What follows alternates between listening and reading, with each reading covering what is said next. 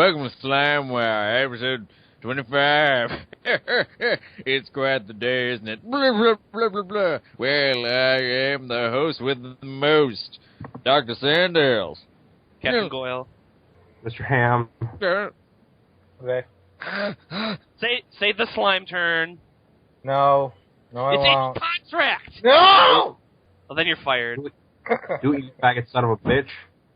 Alright, well, anyways, in this episode, as everyone knows, the 25th anniversary of Metal Gear is coming up, and for episode 25, we're going to be talking about the Metal Gear series. Yay! Because that number was so planned. It was so planned because I just thought about it right now and noticed that it was the same thing. Yay! So there you go. Totally planned. So let's get into this. Let's start doing this. Okay, so let's talk about everybody's experience with the pre-solid Metal Gears. If anybody has experiences with Metal Gear 1 or 2 on the MSX, which... Yeah, the MSX versions. We all got them. Okay, if you bought the special edition of 3 for the PS2, then you got them. Or the HD collection, then you got them in there. I have the NES versions. Well, we'll get to that. But does anybody have any experience with the MSX ones? No. No. Never played them. You, Abraham? Briefly. But this was like a long fucking time ago. So... I wouldn't know shit about them anymore. Okay. Well, I played them, actually. I've beaten 1. I've not beaten 2. They are very hard. They're... I don't know, actually, if you play 2, then you can see where, like, Solid gets so many of its ideas from. Like, I mean, no joke, some of the sections are almost ripped directly from it and then put into Solid. So, is the MSX version 2 the same as the NES one? No, it's not at all. Okay, that's what I was wondering. So, is the MSX version of 2 canon? Yeah. Okay. In fact, Solid takes up right after number 2. Okay. In fact, that's what they references. A lot of the references come from like his mission in the first 2 MSX. MSX. Zanzibar Land? Zanzibar. And Gray Fox? And Gray Fox. That's what it's called, Zanzibar Land, right? Well, actually, you gotta go rescue Gray Fox, and I think in the first one, I think. Yeah, that's the whole point, is you're rescuing Gray Fox. That's one of the points, I remember. As little knowledge I have on the games as I do. Damn. So yeah, you got the 4 on this one. Yeah, okay. Well, that's pretty much all I'd say, is that they're really hard, they're canon, and that Solid is pretty much number 2. Is the story good in both of them? Like, yeah, of course. would it be worth, if you're a Metal Gear fan, would it be worth to play those? Yes. Okay. Wait, yeah, how do they tell the story without the cutscenes? Is it just like... They do the codec calls. Yeah, actually, there's... like super long? They're not as long, obviously not even close to as long as, like, Solid and all that.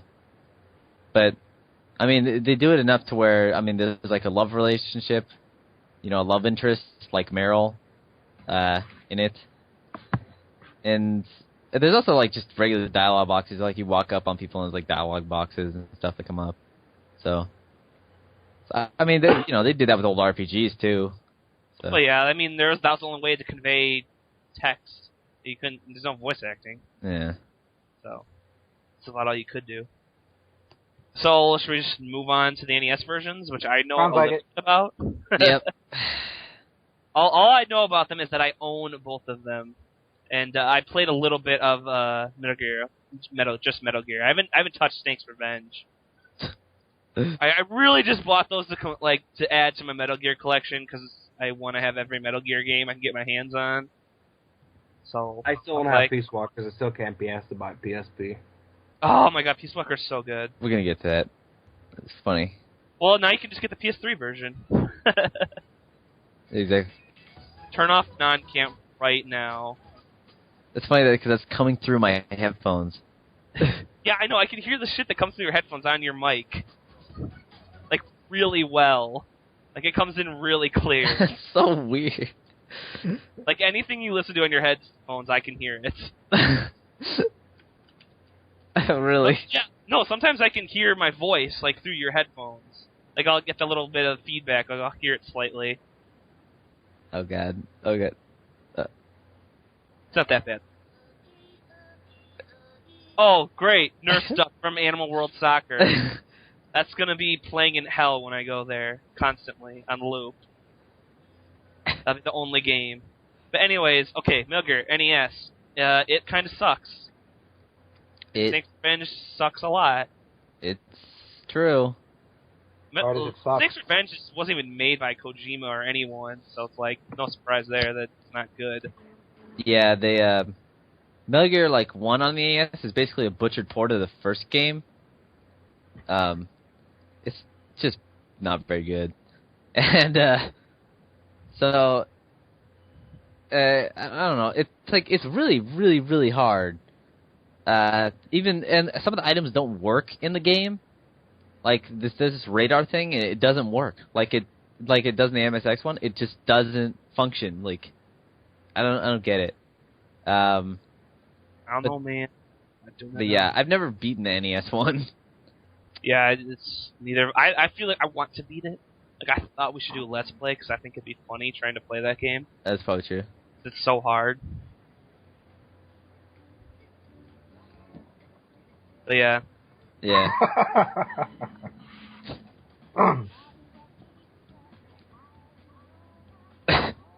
Trying to think of what that song is. I know that. Stop it. Oh, yeah, that's what it is. Showbits. Oh, yeah.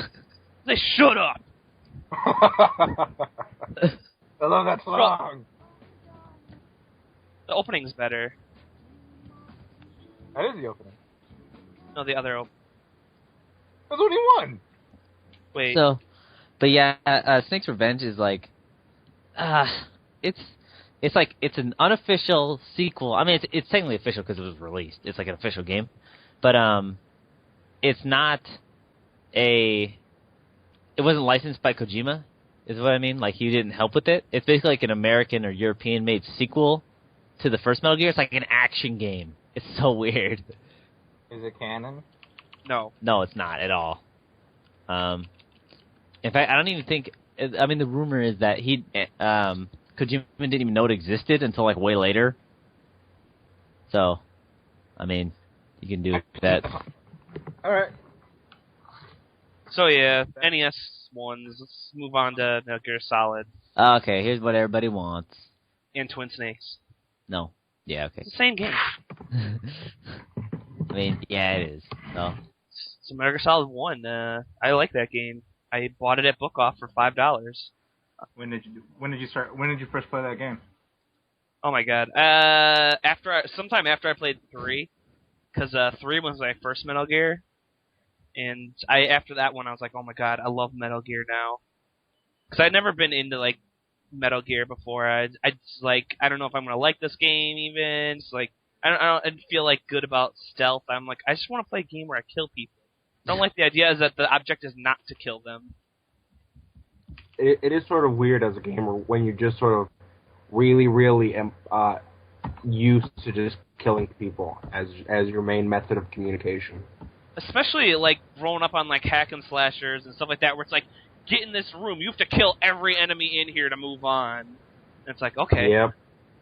It's like Not RPGs. killing people seems odd to you. It's like RPGs, you're supposed to get into battles. Which is really funny because it tends to be the exact sort of behavior you show when you play like tabletop role playing games like Dungeons and Dragons. You behave the exact same way, which I think is funny. That's a very strange comparison. But I ended up loving 3. I thought it was amazing. I loved everything about it. So I was like, I got to play every other Metal Gear now. Yeah. Oh, yeah, that's right. Yeah, we talked about our first experiences with the Metal Gear Solid series. Yeah. Which helped because, 3 is like a prequel to everything else, so... Well, we all played the games in different iterations. I never actually played 3. I only watched Donnie play 3 in the apartment, and I thought that was good enough for me. Oh, that's right. Yeah, that's good enough. You get the story, and that's like the most you know. Dude, we got so into it that playthrough too. We were like, Yeah. oh, we're so into that. That was great. We're like, We'll talk about more at 3. Let's get back to Metal Gear Solid. Just talk about that. yeah. But So. 3 is so good.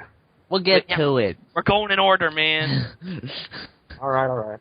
Alright, so with my experience with 1 was that was my first Metal Gear, and I initially played on an emulator, the Bleem emulator for PC, which, if anybody knows anything about that, then know that it's very buggy. But that was the first time I played it, and I was pretty much blown away by that game. It really reminded me of a certain movie, especially the character, but we'll get to what movie that is this week. And I was just, I was used to playing games like Sonic the Hedgehog. I mean, I still really played a lot of Sega Genesis. And I played like Final Fantasy and stuff, but this was like, oh my god, this is actually like a movie. And there's like voices, and I was like, oh my god. Oh, they're talking to me. And then I was like, I was like this. You're attractive, little witch. You're beautiful. Your wickedness, little witch. It broke my heart. You know I'm just going to cut that out. And then put something else there that you don't approve of. That sucks.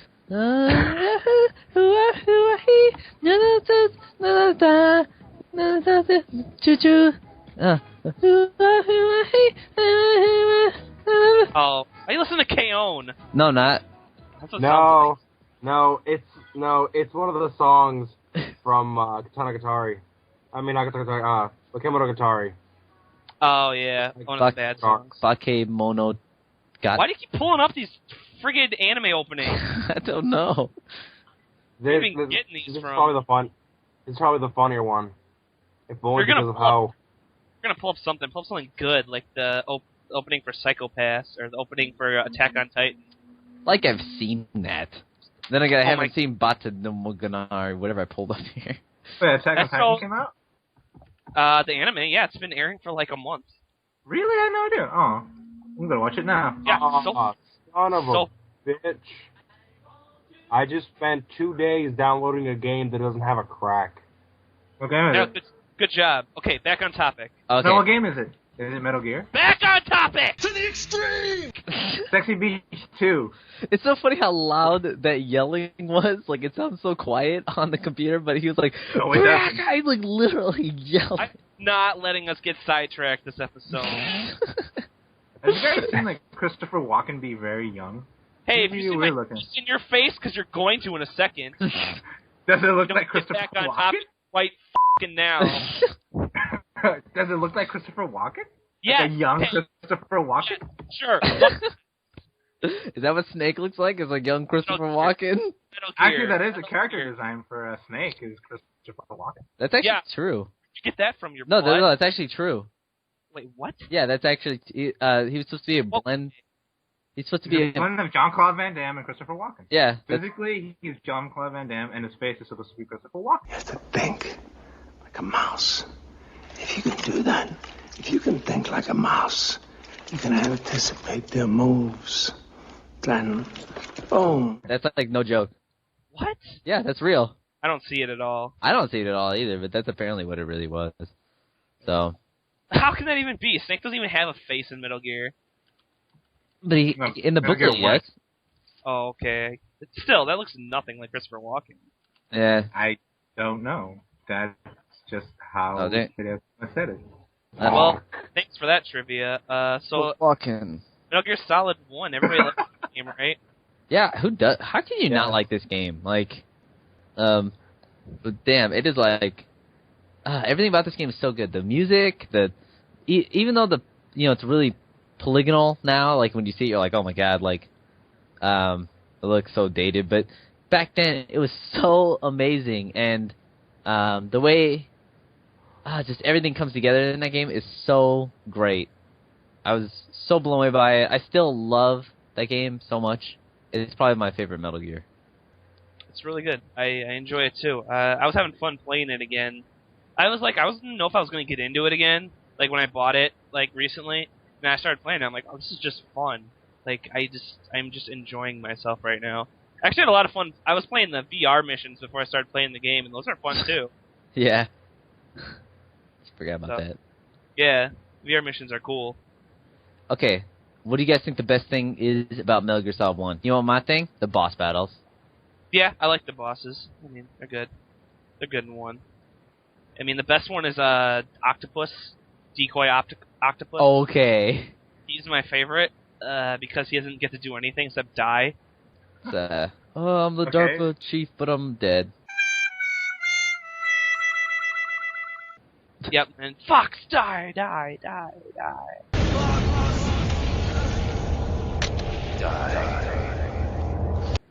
Fox die was probably the dumbest thing in Metal Gear, I have to say. Like, that was just stupid. Like, what? It's like, oh, Snake has Fox die. He could die at any time, but he never does. It's like, oh, okay, great. I'm glad that is a thing. What is Fox die? It's basically Deus Machina for Liquid to die. AOS Machina? Yeah, it basically comes out of nowhere and it just kills. Deus Ex Machina. I knew you were going to say it. It's Latin. It's not French. Thanks. Good Why to would, know. why would you say think? Oh. But yeah, I just thought that was stupid. But everything else I liked about the game. Yeah, it was pretty much the same. It pretty much was. I can agree on that. It's like, I don't know. It is, the thing about Metal Gear Solid 1 is like, if they had just made Metal Gear Solid, that's it, you know, like that first game, is that it would have been perfect the way it is. Yeah. Yeah, if you put it that way, yeah. If it just had been that game, then I would be fine with it. But it seems so stupid, like, at the end of that, and then you know there's sequels, and it's like, okay. It's like, that's never brought up again. Well, it's like, they basically spend the rest of the entire series, explaining all the stuff from 1. Like, oh, what happens if you do have, like, at the end of the, Solid, it ends and he's like, it's like, why didn't you die from Fox? He's like, I don't know when I'll die, but I'll die eventually. And then he's like, oh man, I need more, 5 o'clock shadow. I like how that's like everyone on Earth. Yeah. And then they basically say, like, they basically made 4 to say what happens if you do have it, and, you know. It's just there's no weight to it if it could happen to you randomly, because, like, anything could kill you randomly. So, I don't know. Yeah, I agree. But everything else I liked a bit about the game.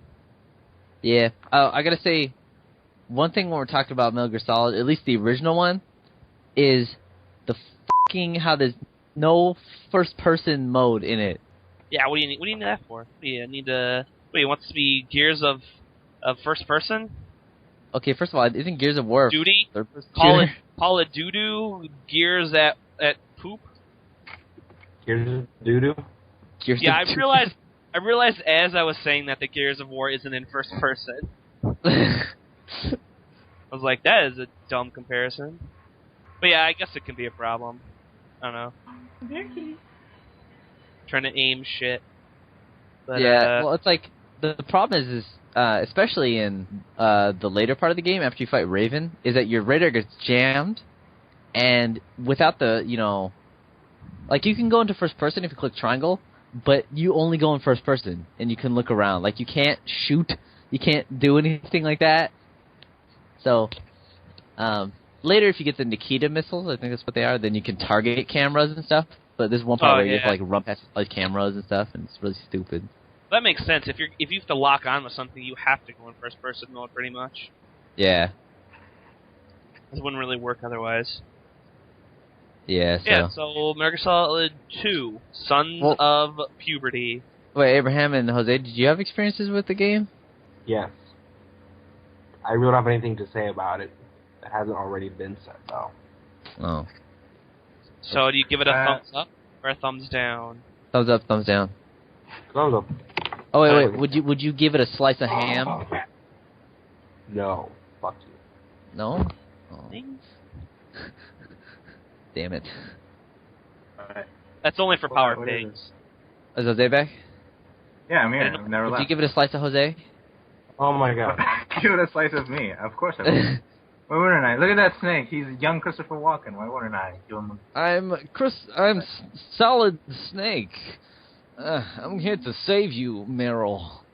That's a terrible Christopher Walken. No, stop. You have a nice, a round butt there.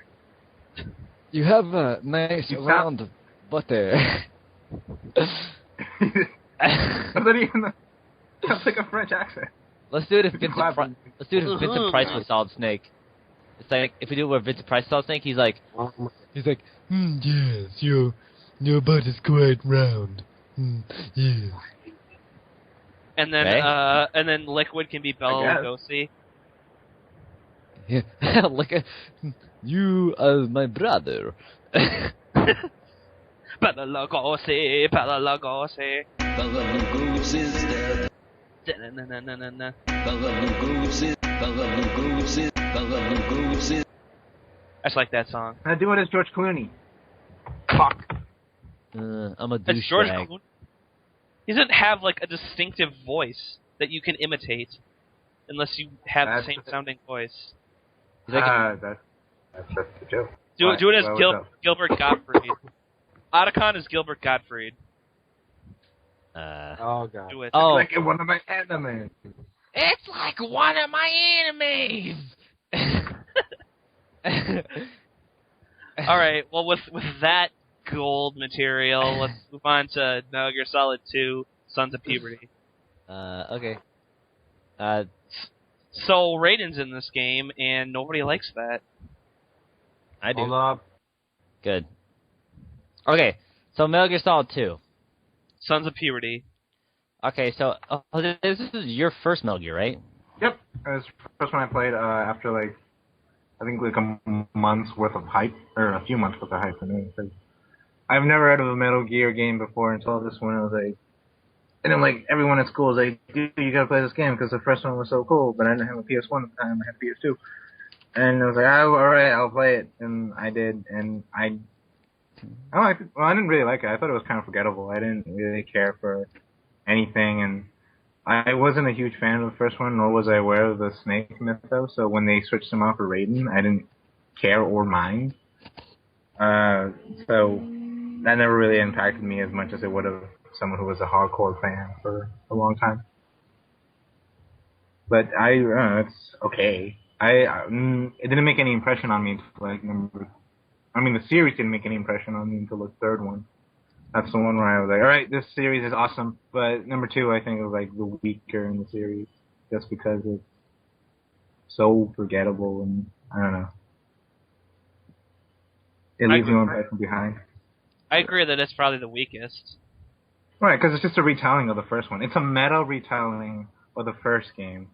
And it's exactly what it is. Raiden's just not even...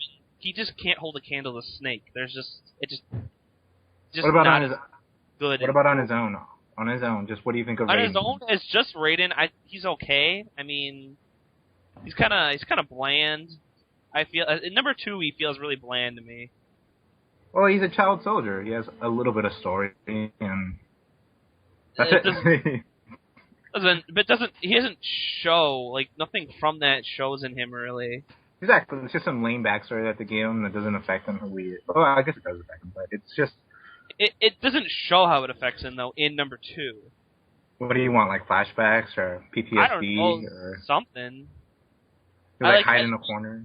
Like, there's nothing that indicates to him that he's a child soldier. I mean, he's actually kind of bad at his job. All I can do is somersaults. He's pretty sure at his job. I do have to say, I concur. Also, he's kind of a fag. I mean, he lets Emma die, so. So he's kind of a fag. Like. Wrong? I don't know. Does he? I don't know.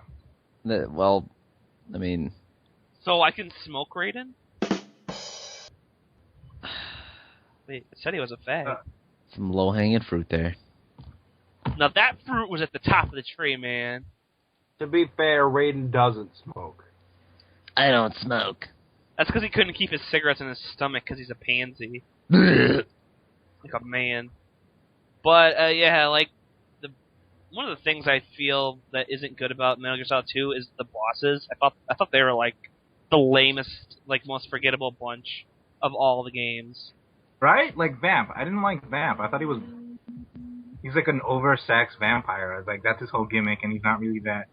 He's not deep. Who cares? My knife was kinda, right on my dick.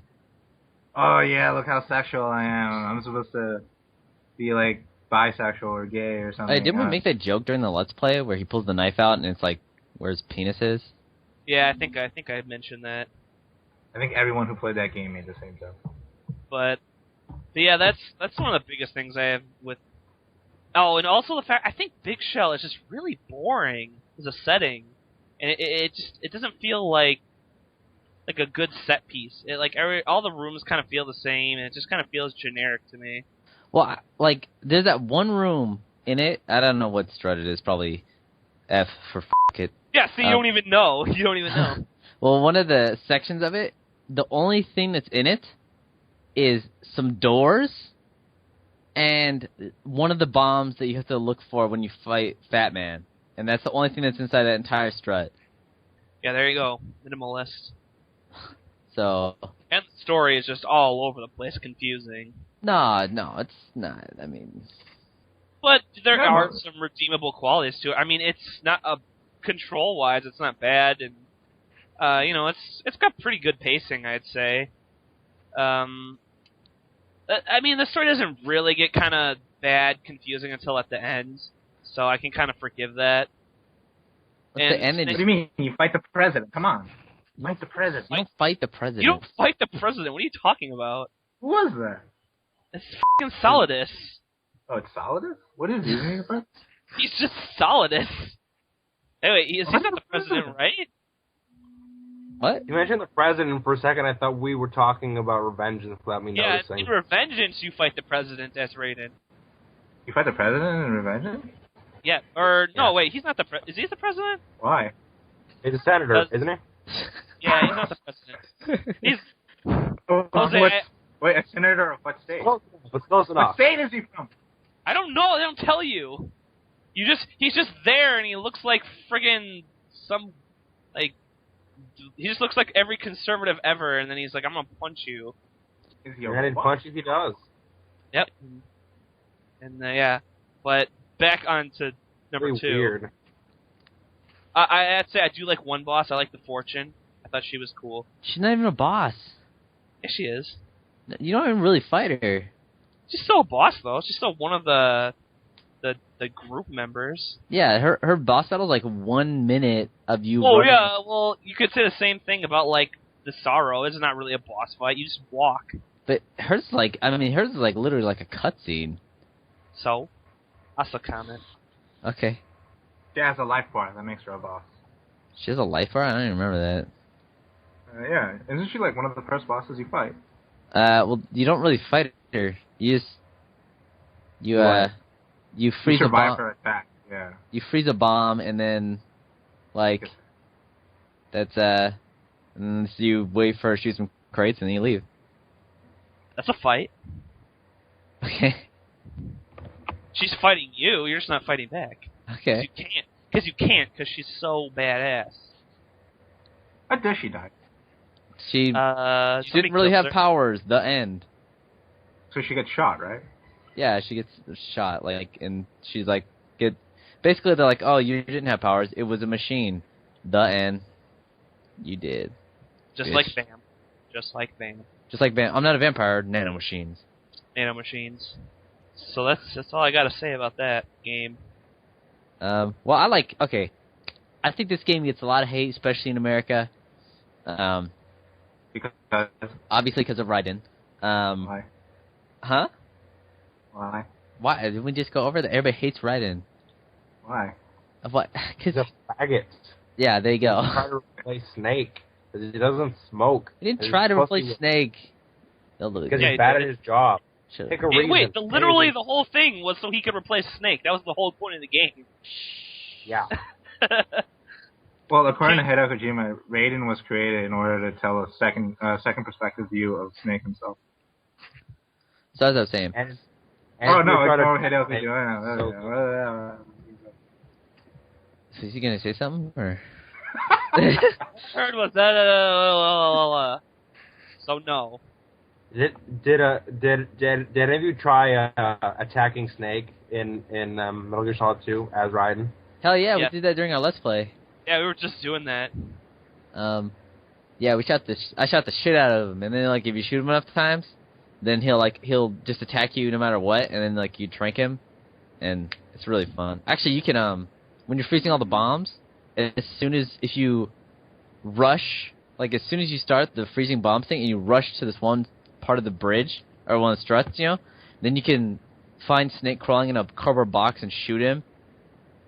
It's really funny. Pew. And he's like, Raiden's like, I shot some idiot in a box. Boxes. You can get a Zone of the Enders box. Yeah. Like, How many of those games sold? Just that one box. that's why there's no new Zone of the Enders. Yep. But I like Metal Gear Solid 2. I played it like at least 6 times all the way through. Obviously, I really like the Metal Gear series. But I don't know. I think the game, even at multiple playthroughs, there's still some shit I don't get in that game, and that says a lot. What? Like I don't know.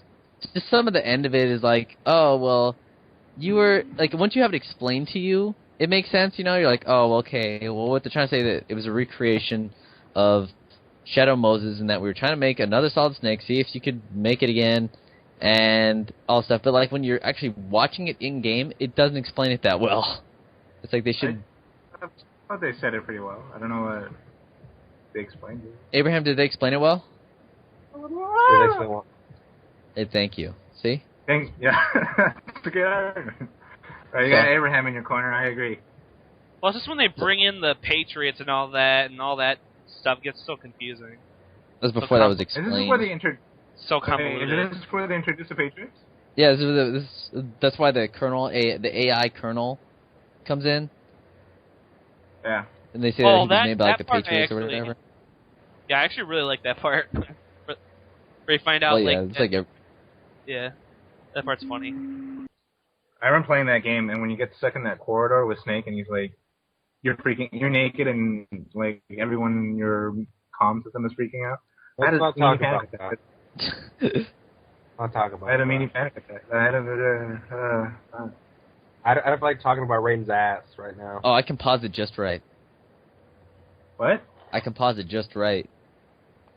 Pause it just right. Well, when he's it doing was cartwheel. breaking.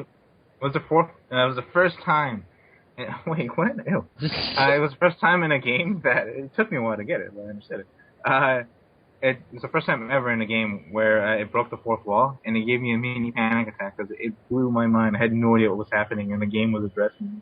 I thought the world was ending, or You've I had really broken the been playing the Matrix. game for a long time. I was playing it for a long time. I beat it over the weekend, and like on Sunday, like you've been playing this game for a long time. And I was like, oh god, how do you know? Breaking the walls of the fourth. Oh man. Like you hadn't even. You. So Abraham, would you say best Metal Gear ever? 2? No. Okay. Well, now on to number 3. There Would we you go. say that's the best Metal Gear ever? Yes. Yeah. No. This one's my favorite. Easily my favorite. I love everything about 3. Everything. Just about everything. Down to everything. And there's nothing bad about it at all. So, there you go. I don't sense any fanboyism in there at all. 10 out of 10. 5 out of 5. 2 thumbs up. Gold star. A+. Yeah, there you go. That's my review. Sounds really not biased at all. It's impossible to be biased in a review about Metal Gear 3 because it's so good that it defies logic. Abraham, what are your experiences with Metal Gear Solid 3? Oh, just me playing it, right? Yes. That is the entirety of my experience with Metal Gear Solid 3. Well, from watching it basically as a movie, how was the movie? It was long. Yeah, it's true. We played it. It took me. Remember how I got all the way to the boss fight and then I couldn't beat it, so we watched the ending on YouTube. Yep. Good enough for me. Functionally the the way same thing, just smaller. I was like, that's so funny. I always remember that. It was pretty. It was like one of those. I don't know. It was like a bonding experience in a weird way.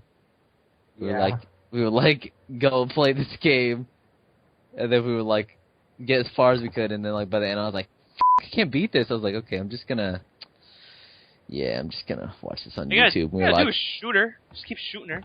it was hard. I wasn't very. I don't I'm not remember very it being good. hard. I was not very good at the Metal Gear games. I mean, Yeah, you can beat 2. yeah, I can beat 2 on like pretty. Actually, I can beat that. That's the game I can beat on the hardest difficulty, but I can't beat any of the other ones on the hardest difficulty. I don't know what that says about the game, or I think I like 3 more than any other ones because of all the games, it feels very like anime-ish in its like themes and storytelling and characters. It feels very much like an anime compared to like. The protagonist is a faggot. Hey, stop saying that. Are you sure it doesn't look anime because most anime protags? We're not talking about 2. We're talking about 3. Wait, how the fuck is 3? Like an anime? What? What do you mean? I zoned out for a minute, but how the fuck is 3 like an anime? What the hell are you on? Yeah, I kind of agree with Abraham. I think it's more of a throwback, movie? like old James Bond movie. Oh, I don't see that at all. Don't finish my sentences, Donnie. sorry. No, okay. This It's one sort is of like so. it's sort of like if they mix a James Bond movie with a Rambo movie. No, I totally 100% disagree. Well, It feels Rambo, a lot I could- like. I see it more as an anime. Look at the characters they have in this. Like, look at all the bosses. They're all have like weird powers and stuff. Okay, like, a I'll lot give you that weirder on. and different. I'll give you that on the bosses, but the actual like the main plot and Snake as a character is, I feel, is really like a James Bond. Like he's going in against all these odds by himself to infiltrate in the jungle. You know, that's like obviously a throwback to Rambo. How he's like using the land and everything, and he's not supposed to really kill anybody. You know. Yeah, but all the Metal Gear games are like that. I know, but this one especially because you know, this one was most like a movie out of all of them. No, I disagree. I think it's just. I think they're the same in that respect. Well, 3-1. Ow, my ear. So what? I can see the Rambo thing, but I don't really see the James Bond thing. Not any more than any of the other games, at least. I mean, they're all spy. You play a spy in all of them. Well, I don't know how many James Bond movies you've seen. Then Yeah, it's like a spy movie. It's a James Bond ripoff to the T. It's the gadgets, the girls, the showdown at the end. the showdown at the end. Sure. But this one specifically, like, even has a theme song. It has its own theme Yeah, song. that especially, like, Yeah. you know, Snake Eater and the whole, especially if you watch the intro, it's that's just literally a James Bond reference. Bond. In a way I really like. And they have the entire song, you know, that plays throughout the beginning, and the smoke thing with that's like, I mean, the whole thing is an homage to James Bond when it starts. Whatever. I don't see it, and I never will. Okay. What? Okay. How many James Bond movies have you seen? All of them. Really? Okay. All of them? Yeah, I don't. Yeah, every single one was ever made. Okay, Even can you the even Timothy name Dalton one movies? James Bond besides Pierce Brosnan? Goldfinger. Okay. That's our answer there. There you go. That's how much I give a shit about James Bond. So, alright, well, I gotta say, I've said this before, I think I've said it on multiple... I like how you guys agreed with me the first time we recorded this, and now you don't. No, we've made the same points before, too. We were talking about, No, like... you didn't! We said the bosses were more like an anime. No, But- you didn't. Yeah, we did, I remember. What upsets me is you didn't have the decency to say Sean Connery. That's what most upsets No, me. see, that's because I knew that with the newer one, you probably know Pierce Brosnan because he's most of the parody of him. No, I've never seen, like, any James Bond movie. I don't give a shit about James Bond. So would you never say never again? Yes. I've seen parts of James Bond's movies, but I've never sat down and watched any of them. So, but the one problem I think, and I've said this before, is that the bosses in this game, though, I feel like they come out of nowhere. I don't. I know. What was the cripple's code name? 'Cause I can't remember. The end. Yeah, there we go. But it's like instead of 2 and instead one and the Metal Gear They Solid do 1. like. I mean, they show the bosses and then they talk about them before you fight them. I know, but like in this one, instead of 1, I think they did it a lot better with like except for probably Revolver, where he just kind of shows up. But like Psycho Mantis, you see tons of times in cutscenes, and with Grey Wolf, you fight her twice. You know, the first time you end the boss battle, and then she escapes, and then you get her the second time. I can't think of Liquid. I mean, of course, he's hinted at, even because he's McDonald Miller. I can drink water. But instead of 2, in 2 they didn't do it quite as well. But with Vamp and stuff, he keeps showing up and all this. Really, I just felt that with 3, it's like they showed the bosses in the very beginning when the boss betrays you, and then you just run into him randomly. Like, especially the fear where, the fear whenever you go into, who's that, the other scientist guy, the I love Mother Russia, Yeah. And then when you're walking back, you run into the fear. So, and then let alone the Fury, I was confused the first time I even played that one because I'd only heard his name mentioned, and then I randomly you run into him, when you're in the sewers, or it's not the sewers, it's the, right before the base or whatever, something like that. And I did not even know that was the boss. I was like, or that was one of the people from that group. I just thought it was like some random person, and I was like, oh, that's one of those people. I was like, well, grab my dick and call me Sally. Know what I mean? Yeah. Mm-hmm. So, it's not, I mean, the bosses are great, but, I don't know. I just don't see that as a negative thing. I don't see it as negative. I'm just saying, that compared to the other games, I felt like there was a lot more build up to the bosses before. I guess so. Yeah. Bees. Oh yeah. The burn. I just don't see it. But Probably one of those I'd have to play it again to really see how true that is. So it's been a while since I've played it. But I feel like, I don't know. I think maybe I just knew about it before I started playing the game. Oh yeah. Yeah. That's right. I forgot. And I think that's why it didn't come to a surprise to me.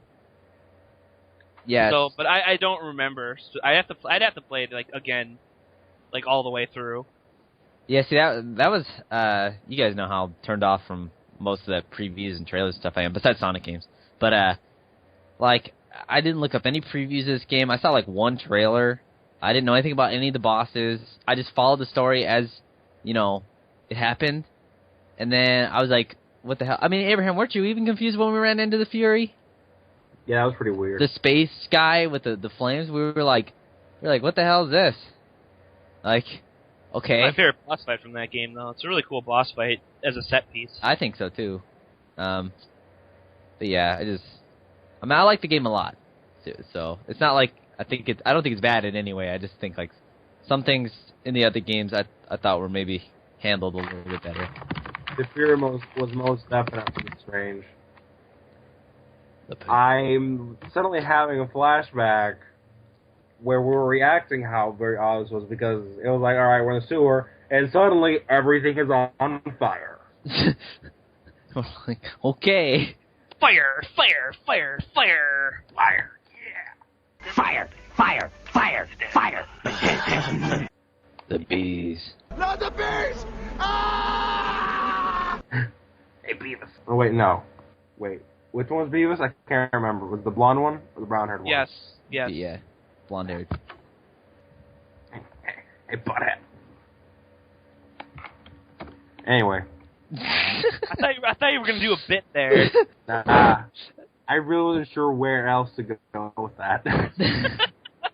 So I thought about it, but... Hey, butthead. Have you played Metal Gear Solid 3? There's this chick. She's got like boobs. Her name's Ava. I want to.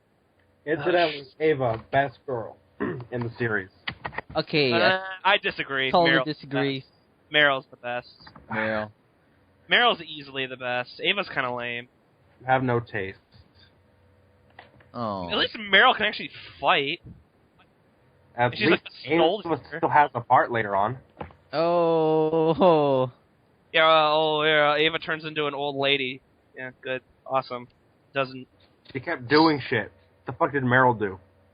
She's a soldier! She died. She didn't die? Oh, did she? She can die in the bad ending. She didn't die. She's in 4! They revived her. She even Oh, play yeah. 4? Yeah, they revived her with nanomachines. She's like, bam. Yeah, that's what happened.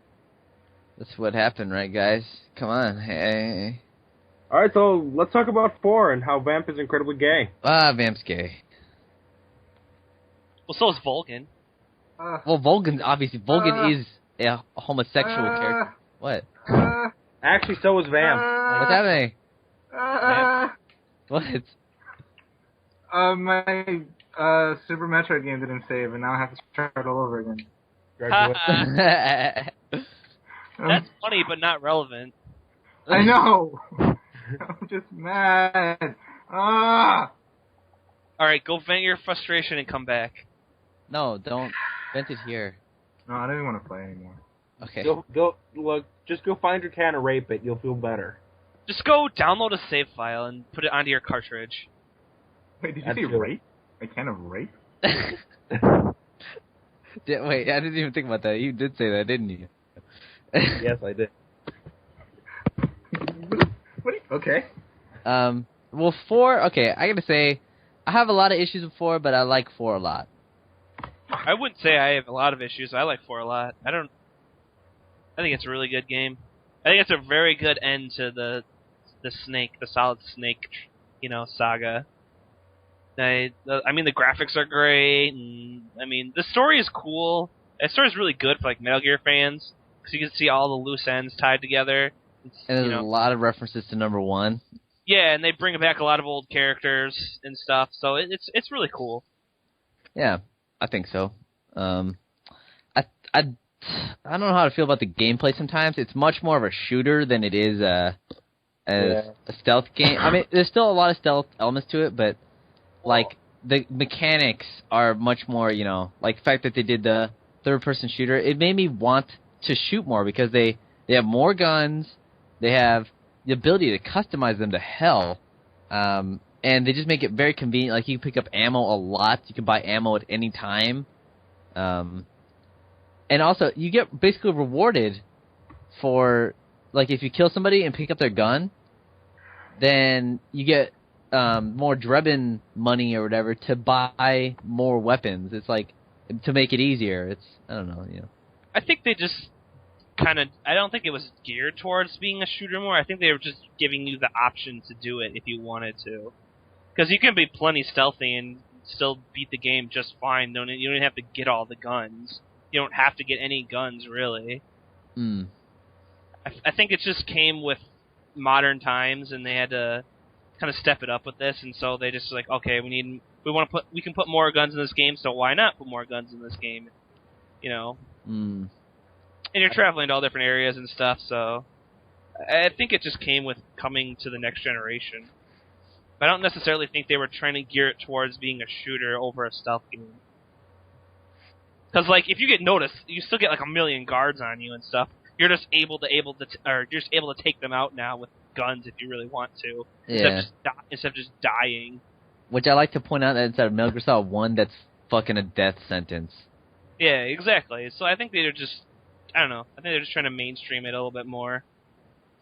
But I don't think it hurts the game, because it still felt like a stealthy Metal Gear game to me when I was playing it. Because you get the active camo and, stuff like that. Yeah. And then, I also think this is the creepiest of all the games. Easily. Yeah, Huh? Because of the,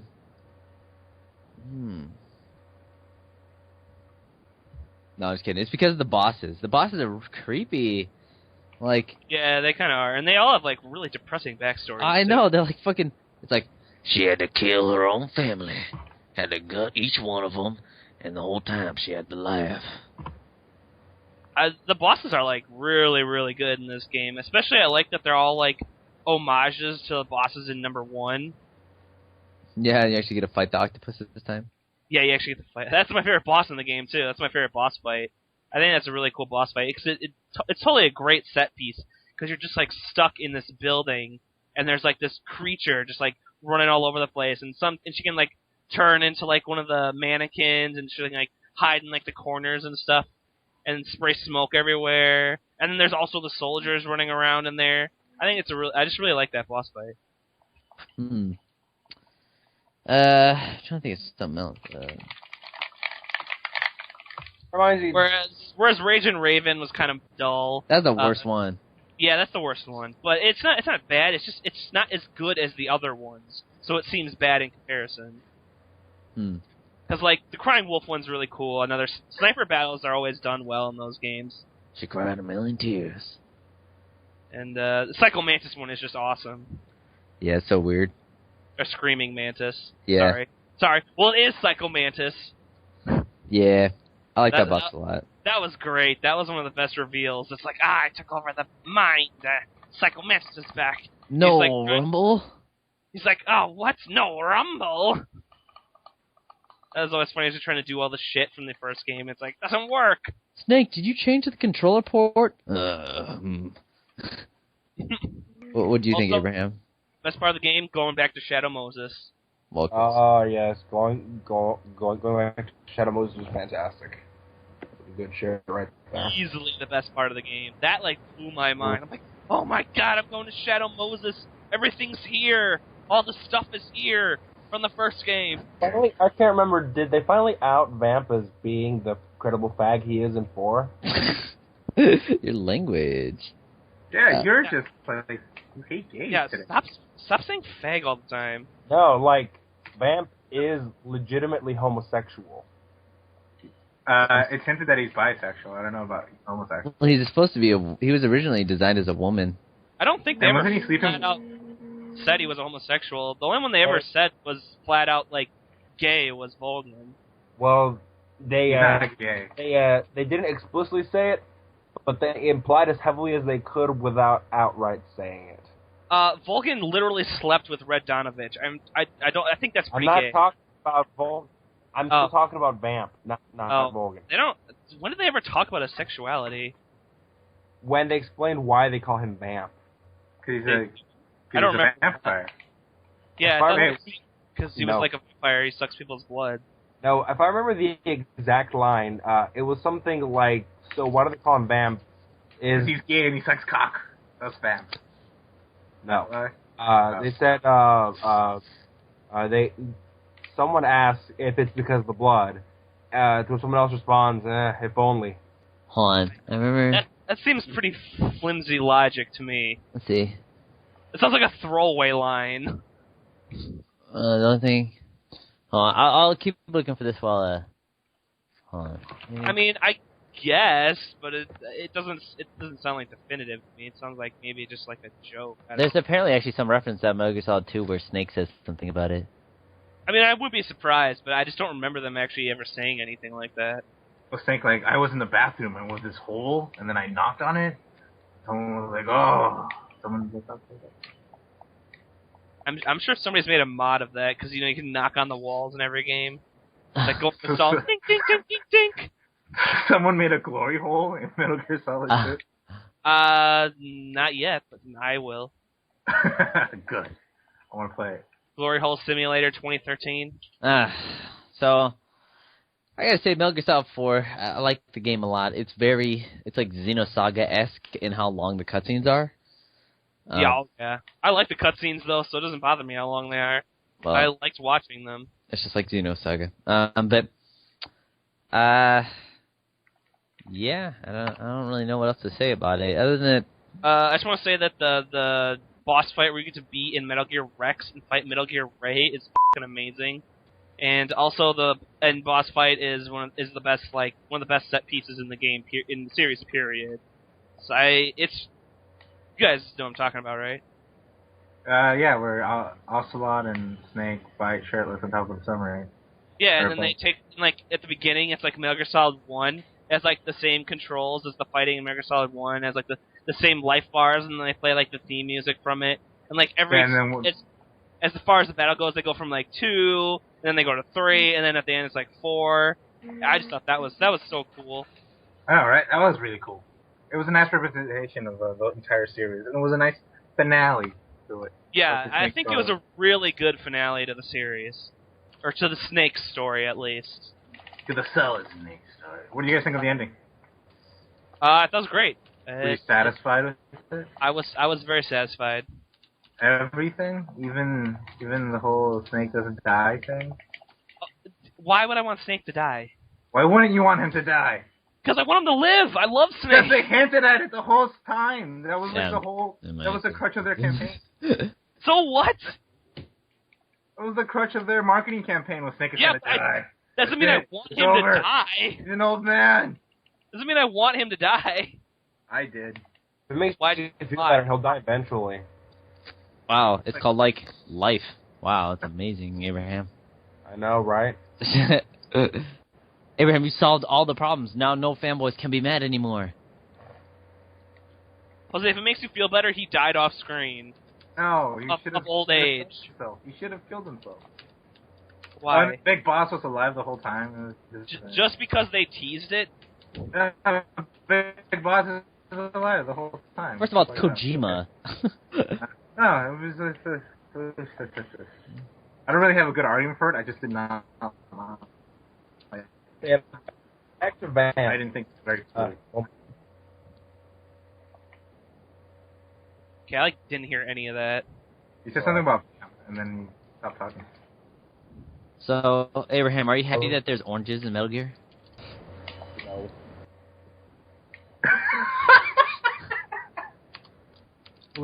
So who's typing incredibly loudly? Sorry, I'm doing my essay while we're doing the podcast. Oh, I have the decency to ignore my homework while I'm doing this view. Hey. Shut up. Alright, well, so that's 4. Okay, so what's everyone's favorite character from the whole series? Let's do that. Liquid Ocelot. Mine is just regular Ocelot. Liquid Ocelot. circa Metal Gear Solid 4. But Liquid Ocelot's also awesome. So funny. He's like Dale Gribble. It's like the best villain ever. I'm liquid, but I'm not. And like with the sunglasses and stuff, like he wears an aviator just like Dale Gribble. Yeah. Like literally, it reminds me of him. I think my favorite character in the entire series is probably it's either Gray Fox or Psycho Mantis. I'm gonna go. No. Yeah, it's a hard choice. I'm gonna go with Gray Fox. So, because he's. What about Olga Fox? No. Who does nothing basically. Olga as a ninja is the dumbest thing ever. Who knocked up Olga? I want to know who the dad is. Oh, you wanna Sonny's? That's. Yeah. Not Raiden. It's Yeah, obviously it's not Raiden since he f***ed Rose and had a kid with her. I'm still convinced that wasn't Raiden. Yeah, I know. I'm sure your theory is very sound too. In what? Let me guess. Raiden's a faggot. Is that your theory? Maybe. All right. I don't know. It doesn't say that anybody knows, so I guess no. Yeah. It's probably like a drifter, like a homeless man. It just says that Hal, the Otacon's the adoptive father. But yeah. That's it. After Raiden saves her. So, that's the Metal Gear series. Anybody played the Game Boy one? No. No. No. My Are summary. we going to talk about the spin-offs? Okay, real quick, I'll talk about the Game Boy one because I played it. It's a lot like 1 and 2, except there's elements of Metal Gear Solid in it. It's okay. A guy commits suicide in it, and it's rated E for everyone. Rated E for everyone. Alright, I'll go over the other ones real quick since I've played most of them. Acid 1, only for people who like strategy games. Acid 2, I don't know, I didn't play that one, but I'm pretty sure it's exactly the same as the first one. Portable Ops, not that good. Peace Walker, amazing. Really, really good. It's the sequel to Metal Gear Solid 3, so you should play it. Revengeance, everyone knows what that game's like by now, so it's good. I like it. That's all. I think that's everything. Okay. Dr. Sanders, movie review? Dr. Sanders, movie review.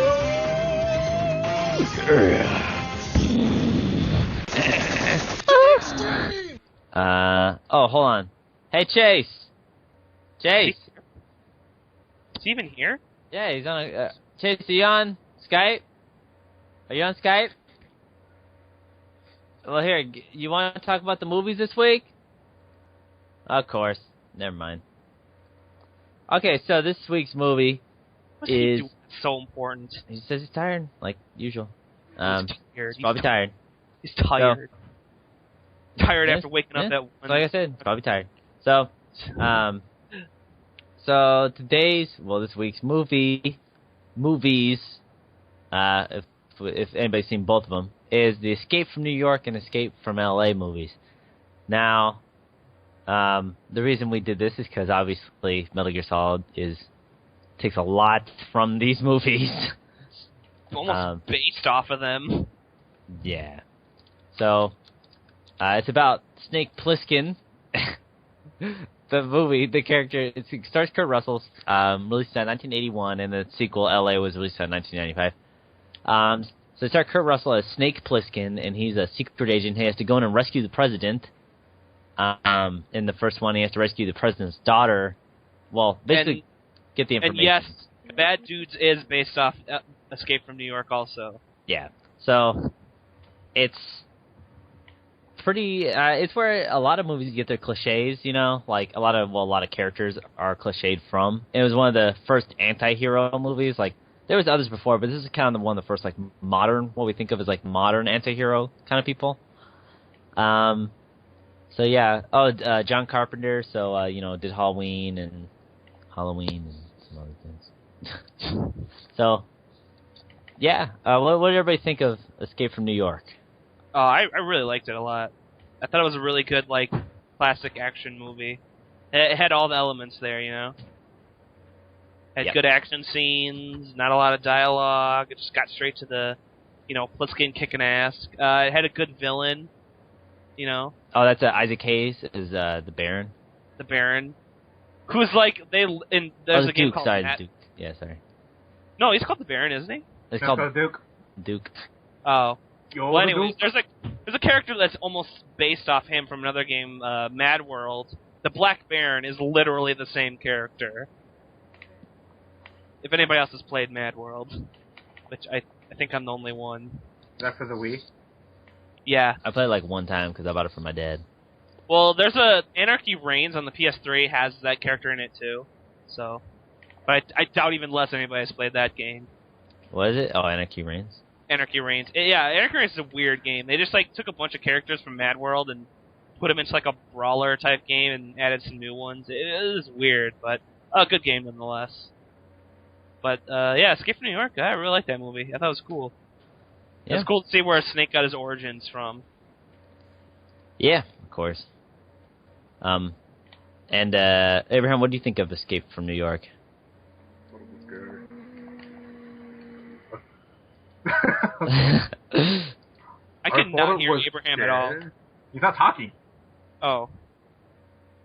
Yeah, I'll do Abraham. I thought Snake was gay. He was homosexual. That's his review. My turn. It's okay. I like it. Whatever.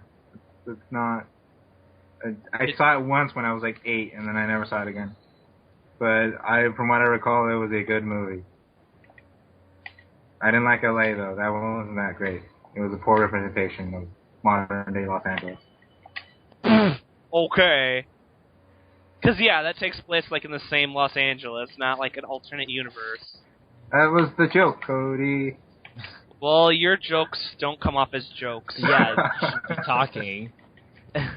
What? Hey, My inflection doesn't change between jokes and my normal speech pattern? No, because it wasn't funny. That's just hurtful. So Abraham, you hear us? Yeah. Hello, Abraham. I can see him there. I'm just looking at this man pooping on a computer.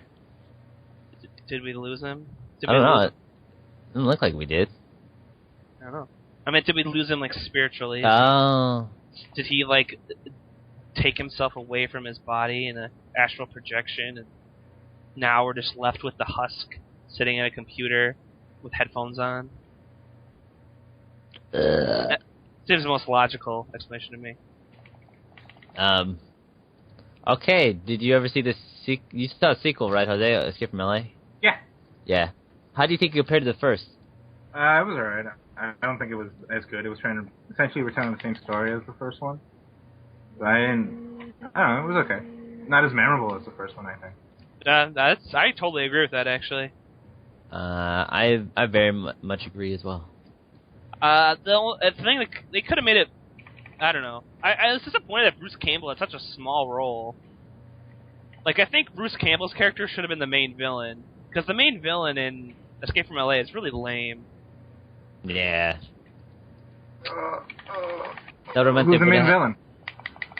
Who's the main villain? It's this guy who looks like this one guy. Oh, that guy? Gotcha. He's Yeah, that's how memorable he is. Commander Malloy, I think, or something. Or no,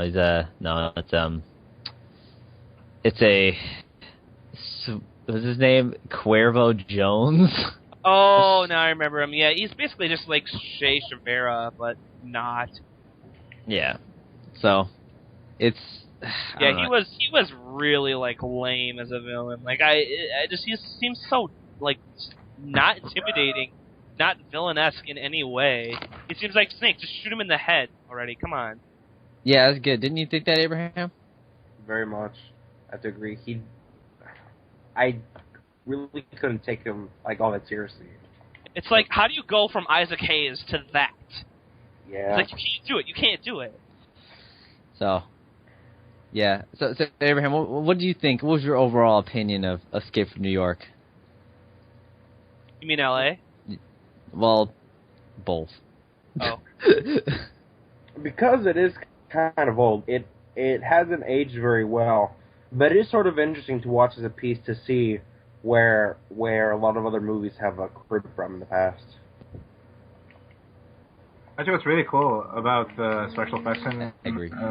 Yeah. Escape from New York is that they're all done in camera. Everything. Even the whole, like, grid of the city. Oh, yeah, because it was too hard to do 3D things. Like, yeah. Exactly. So everything was done in camera. I was like, wow, that's really cool and impressive.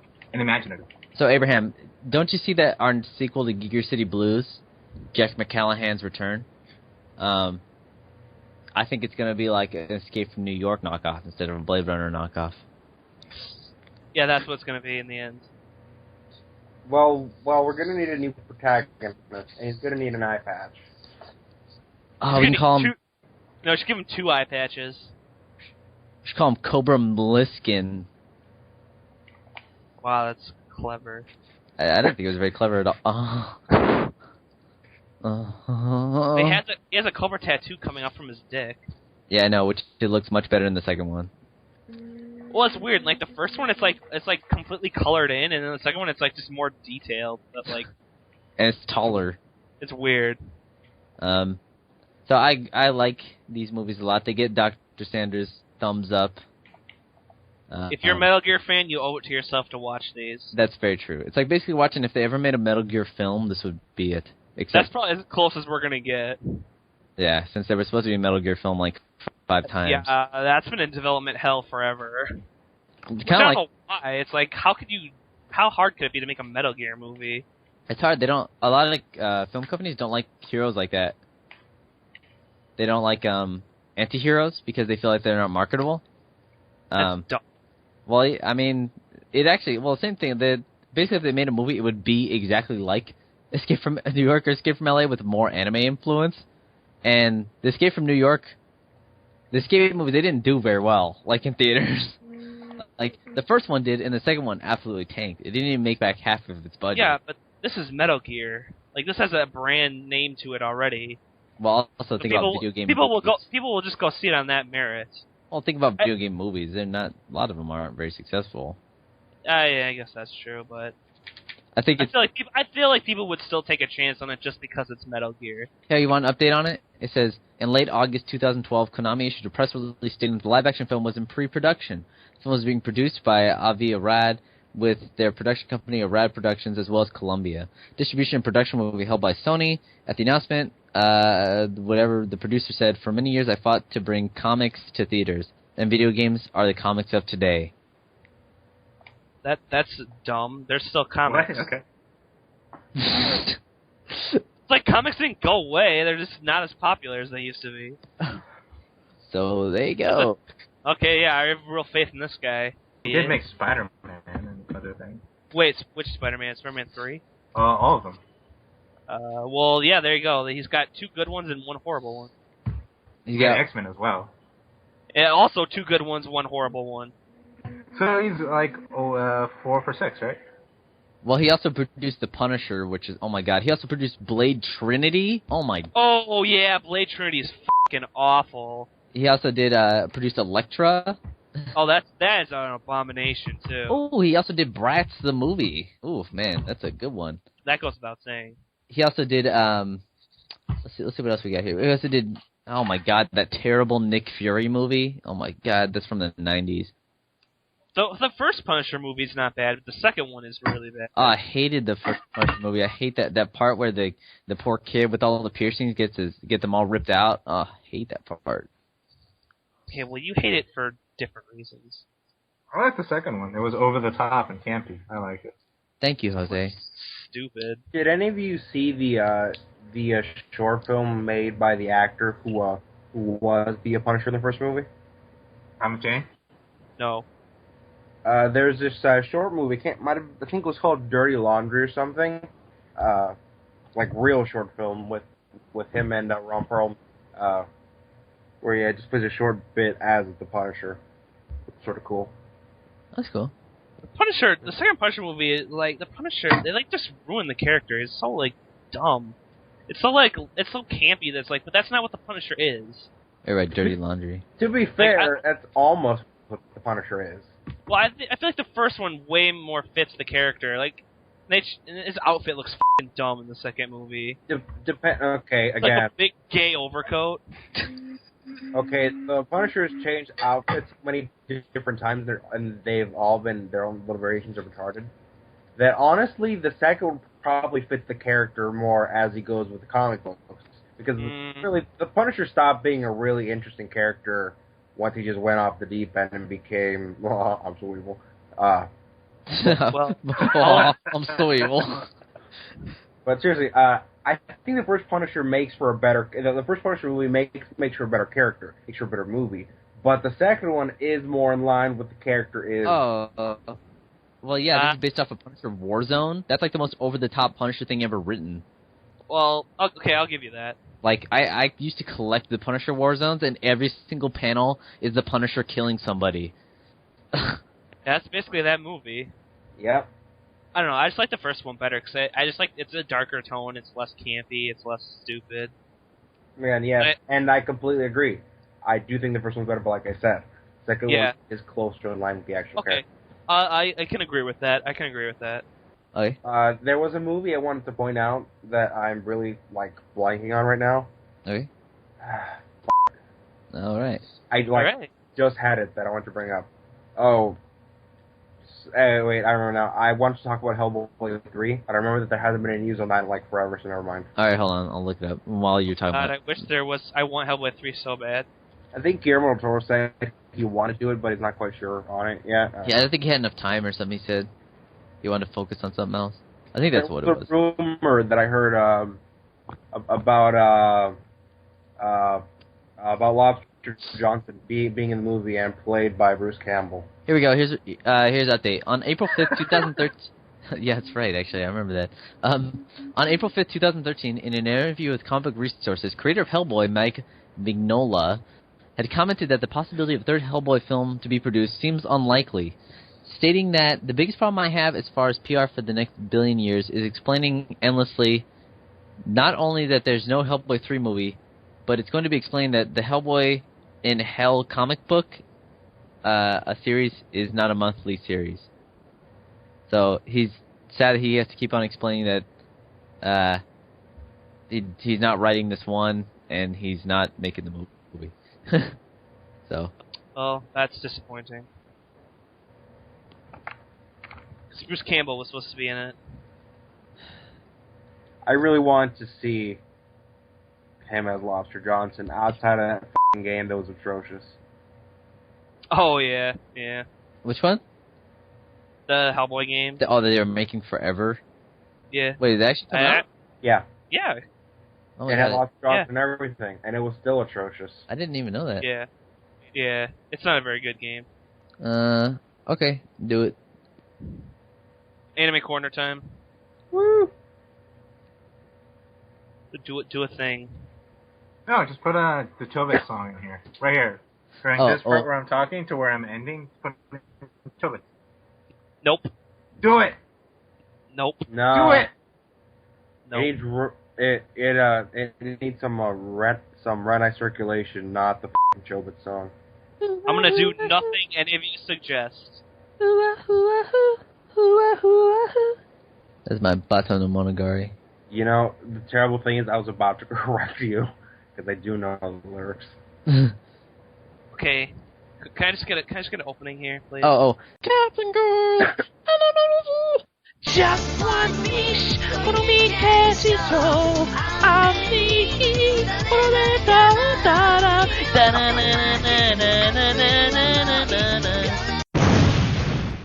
Alright, so today on the corner, we're gonna talk about the new Ava movie that just came out. It's the third Ava movie in the Rebuild series, which is they're just redoing the whole series into 4 movies. And the third one came out. And I feel, okay, first thing about the third one is I think I need to watch it again to fully take everything in. I feel like one viewing wasn't enough for that. But I liked it. I liked it, but I feel like I came in with such high expectations from the second one that I didn't like it as much as the second one. But I think it's just because I came in with such high expectations, and I went in with such low expectations for the second one. But I liked it nonetheless. I'm not sure how... I watched the second one. I came in with more answers. I came in with less answers than I left with. And I don't know how I felt or what I saw. So, yeah. Well, I once again, the animation was, like, really good, but the pacing felt really weird to me in this one. It felt like all over the place a little bit. That's definitely true.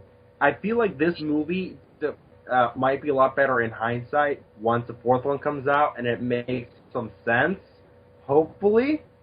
Well, I didn't feel confused by it, really. I mean, I think I understand what's going on, basically. Kind of. I'm still not fully sure what I saw. I insist. Well, basically, it's like, the third impact happened. It actually happened. Now the world's, like, f***ed, basically, so they have to go into space, and they're still fighting the angels. Yeah, and then, but like, there's a lot of weird shit going on. Like, what the f*** caused what caused Unit 6 to descend into Central Dogma and fuse with Lilith? Didn't Kaoru stop the third impact? What the f***? No, the third impact happened. But it he happened at the end stopped of the second movie. Oh, hey, I just wanted to... He stopped it with the Spear of Longinus. I just wanted to interject here. That was the fourth impact. I want to interject here for a second. What? On Amazon right now, on the front page, apparently Kingdom Hearts HD 1.5 Remix is being released on the PS3. Yeah, I knew that. So, It's going to be released September 10th. Yeah. And apparently Tales of Xillia, too. Well, yeah, I know Tales of Xillia is coming out. So, these both just went up for pre-order. Okay. Tales of Xillia has been up for pre-order for a while. Look. So, yeah. So yeah, well, yeah, the fourth impact. Did it No, he actually stopped happen?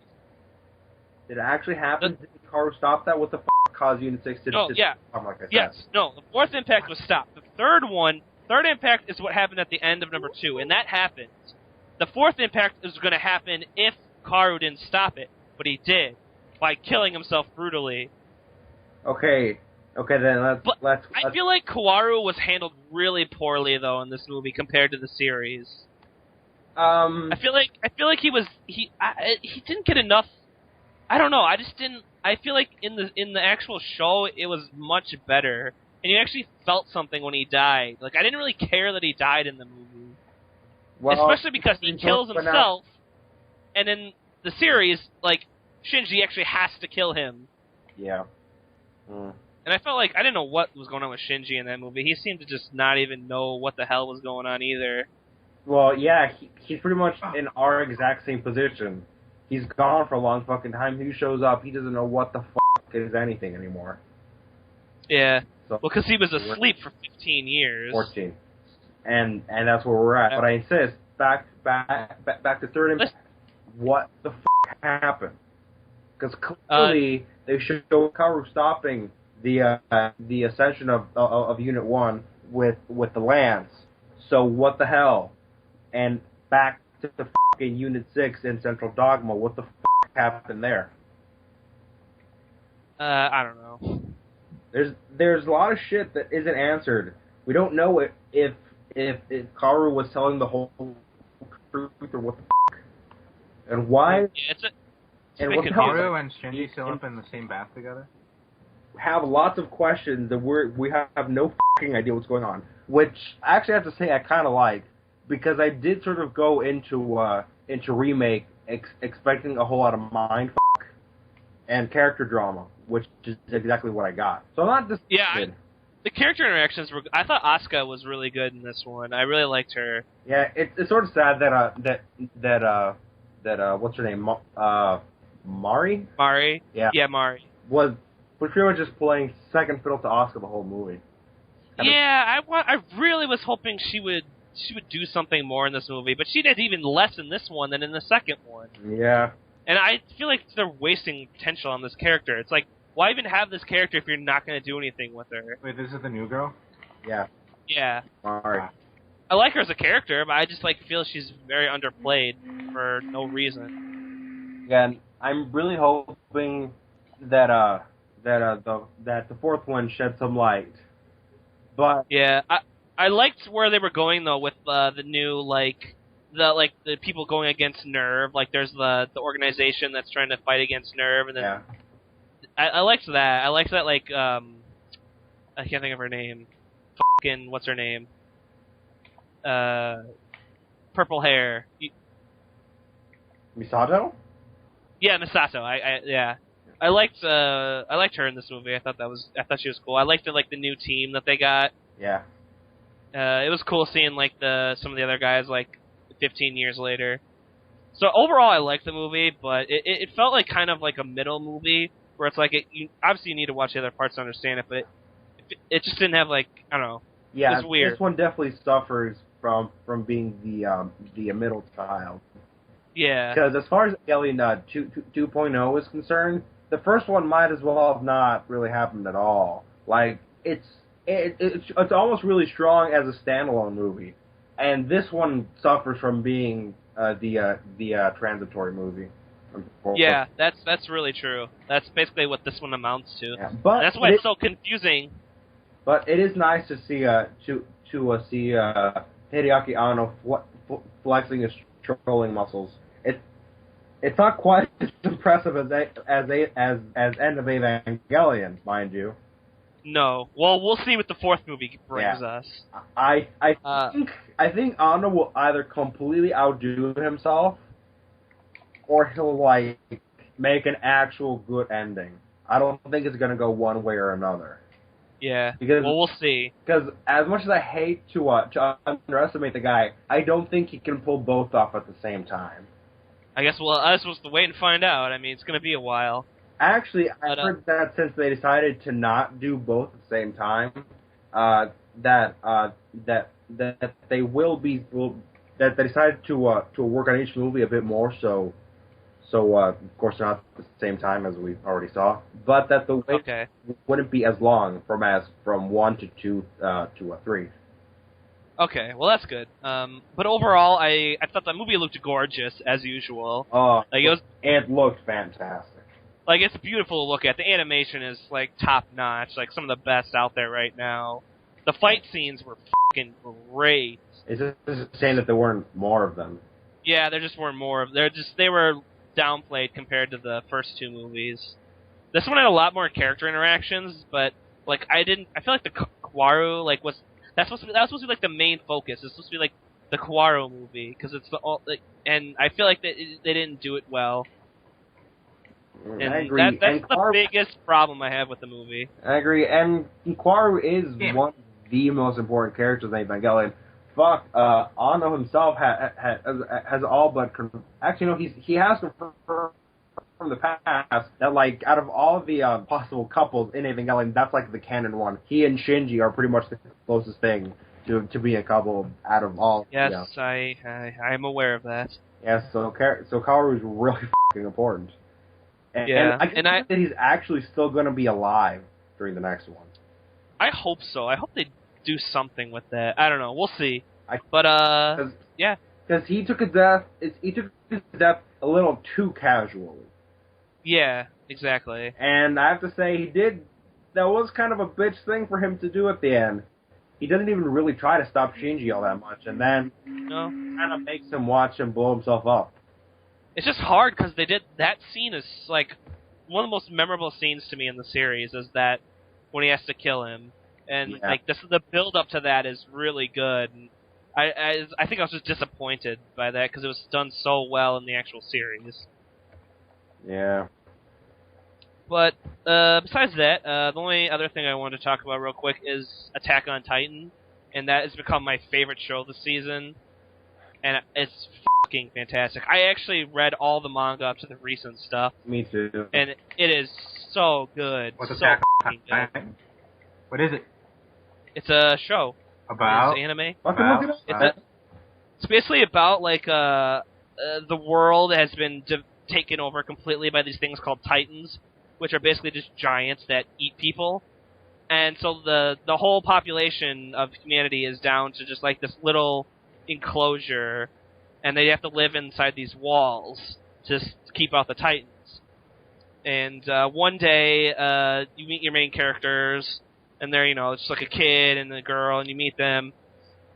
And one day, the Titans break through the wall, and they start killing everyone, just massacring, and they take out like 20% of the population. And the story revolves around this one kid who becomes a soldier to fight the Titans. That sounds really cool. It's really good. It's really interesting. Is it violent? Is it like action? Oh yeah, it's extremely violent. It is. They do not skimp on the violence. Like, how do they fight the Titans?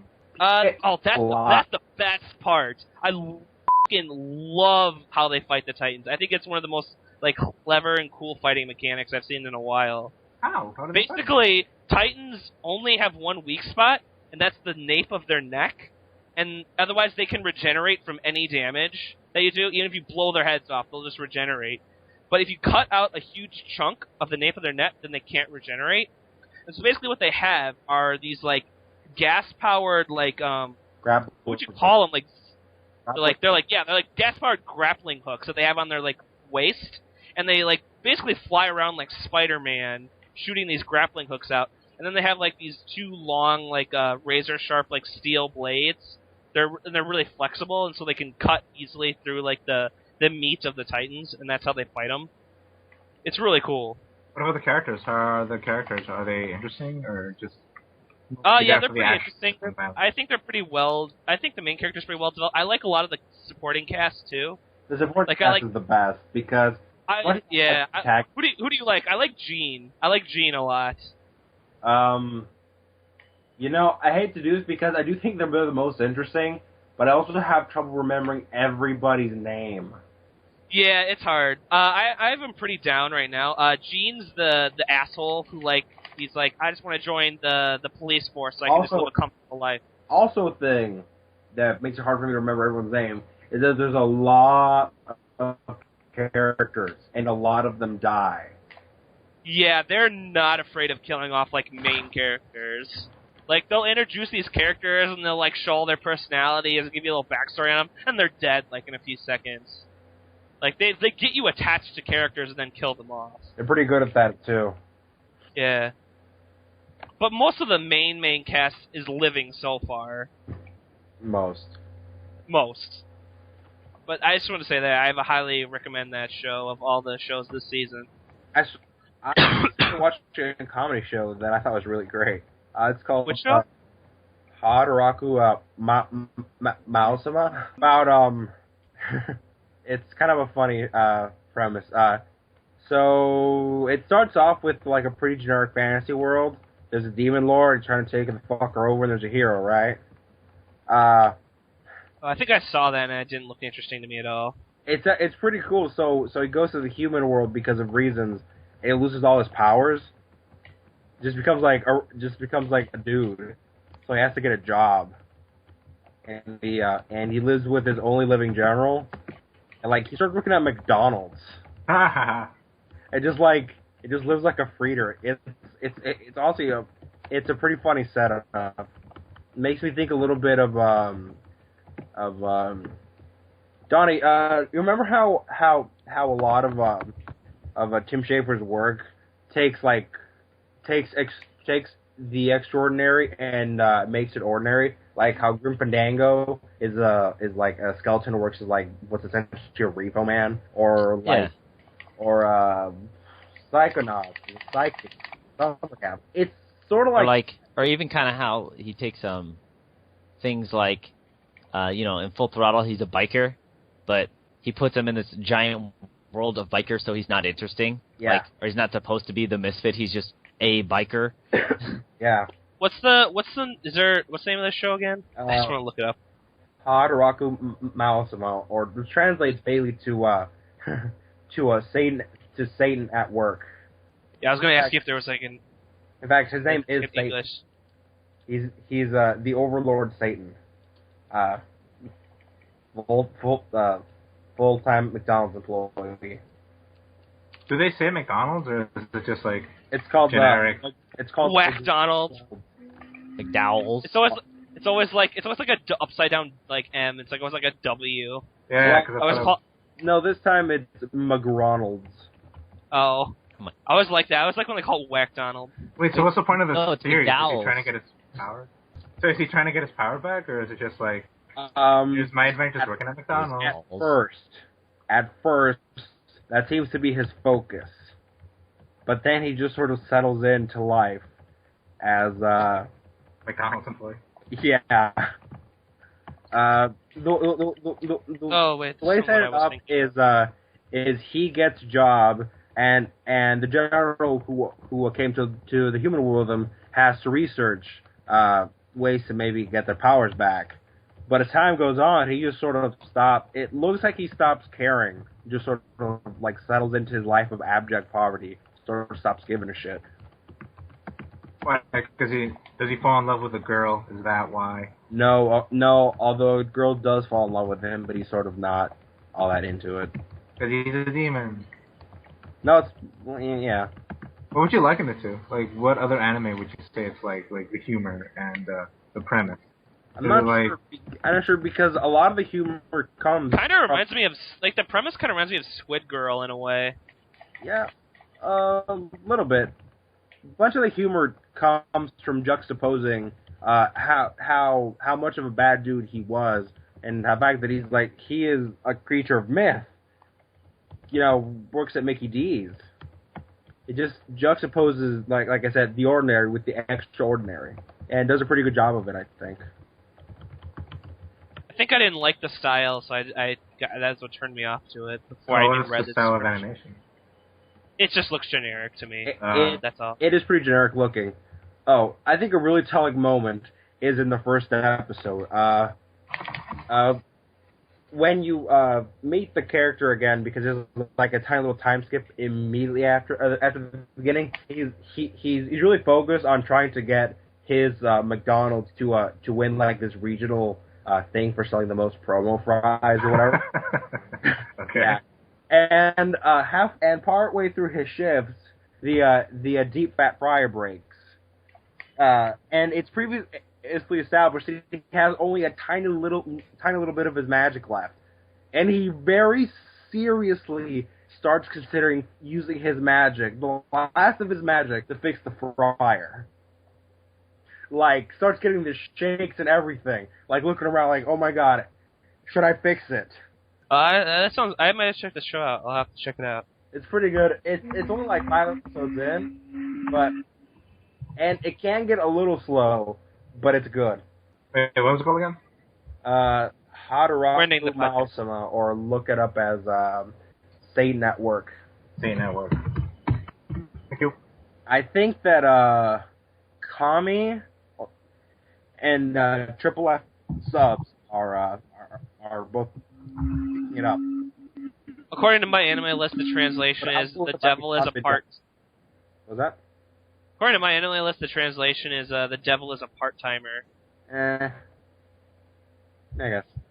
That might be easier to find it that way, because I tried finding it in the English here, and nothing came up. Yeah, it was just like a bunch of conspiracy theories. Yeah. I was sort of I going found off it. of what Kami decided to use, because that fits more enough. But you actually use Triple F subs, because Kami's been dragging their ass with Oh my show. god, especially with like JoJo's. Holy shit. I think they only just recently finished Sasami-san Unmotivated. Yeah, I like stopped. I was like, I don't know what was going on with them last season, but they Man. like I didn't go to subs for practically every show they were doing. Yeah. Man, I finished that show and I'm still not entirely sure like what that was about. Yeah, that was one of the weirdest shows I've seen in a while. I did not expect it. Well, I mean, the description alone shows how weird it could be, but I did not expect it to go where it did. Here's the thing. The show... But we really need to end this. We really need to end this. This is going way too long. Like, we're way over time. I say that the show felt like it had ended on the third episode. I watched that, and it felt like a final episode, and then there was like 8 more after that. I can't find it. Okay, well, we're ending the podcast now. Alright, But This is the end of episode 25. I'm Captain Goyle. This Everyone is say Dr. their name. Sanders. You can hear that, right? yes. Yes, right. Then Jose? We're ending SlimeWire. This has been episode 25. Oh, yeah. I hope you join us next time when we do 26. That's my favorite number, baby. Jose, the slime turned, and we're out. 26. Oh, yeah. Oh, Hey, yeah. I'm Jose, the slime turn. Ayo, ayo, ayo. Hey, Jose, say goodbye. I already said goodbye.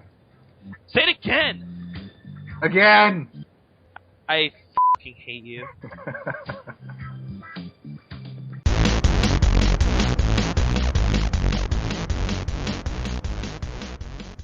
So Cody, Covers butt. what Barbecue sauce.